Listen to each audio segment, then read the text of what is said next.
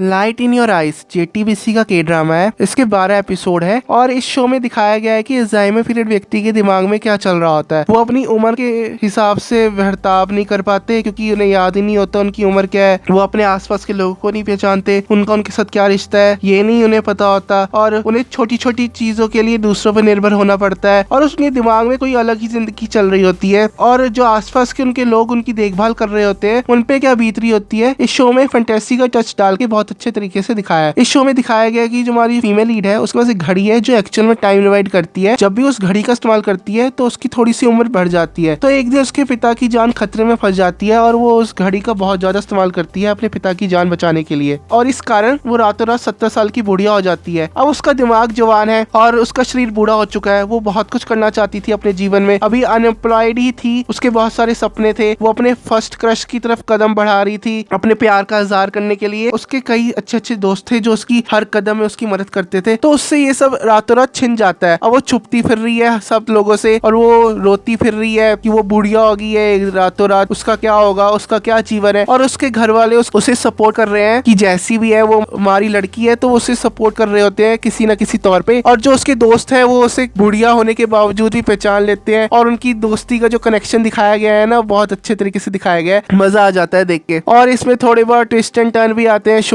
के। सबसे बड़ा तो यही ट्विस्ट होता है कि शो में हमें अल्जाइमर पीरियड व्यक्ति की कहानी दिखाई जा रही होती है क्योंकि एक्चुअल प्लॉट में सब कुछ नहीं लिखा होता जब ये शो एयर हो रहा था। तो एक ओवरऑल एक अच्छा शो है जिसमें फ्रेंडशिप दिखाई गई है, थोड़ी बहुत कॉमेडी है, फैमिली वैल्यूज दिखाई गई है, कैसे पेरेंट्स किसी भी हद तक जाते हैं अपने बच्चों की सुरक्षा करने के लिए, ये सब दिखाया गया है थोड़ी हार्ट वार्मिंग मोमेंट्स के साथ। तो मैं इसे रेटिंग दूंगा 8.1 आउट ऑफ 10 की। फिर मिलेंगे किसी और रिव्यू में। अलविदा।